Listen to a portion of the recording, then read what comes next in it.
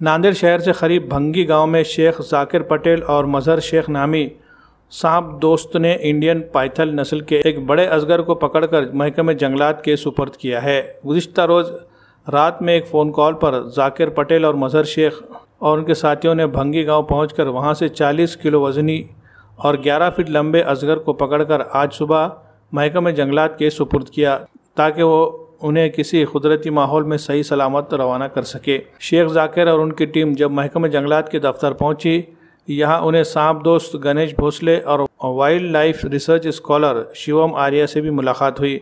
उन्होंने शेख जाकिर पटेल के कारनामे की तारीफ़ की और उनकी सताइश करते हुए आगे भी इसी तरह सांप पकड़ने के काम को जारी रखने की नसीहत की और इस काम में इन्हें हर मुमकिन मदद करने का यकीन दिलाया। सांप दोस्त जाकिर पटेल पूरे इलाके में सांप दोस्त की हैसियत से जाने जाते हैं।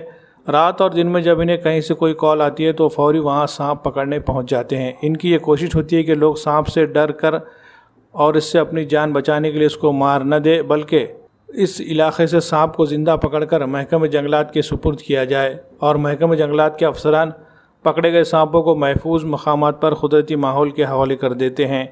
महकमे जंगलात के अफसरान ने भी शेख जाकिर और उनकी टीम की सताइश की। इंडियन नस्ल के ये पाइथन अजगर घने जंगलात में रहते हैं और कभी कभार ही ये बस्तियों में नजर आते हैं।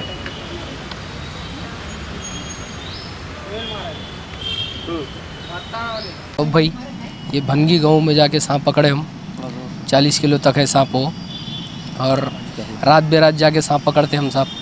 पूरे 10 खेड़ों में हमारा नाम है जाकिर भाई।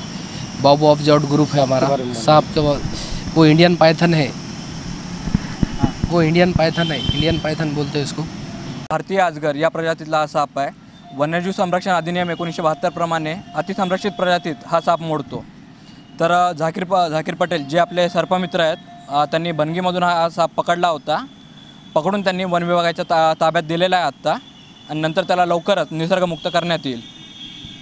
जाकिर पटेल, मजहर शेख, इन्होंने आज एक अजगर जातीचा साप आमच्या वन विभागाच्या ताब्यामध्ये दिलेला आहे आणि त्या सापाला आम्ही लगेच निसर्गमुक्त करणार आहे। आणि हे सर्पमित्र जे आहेत बेरात्र काम करतात आणि त्यांच्यापासून बरेचसं काही हे मिळते आम्हाला, म्हणजे आम्हाला त्यांचा लाभ मिळतो आहे वन विभागाला।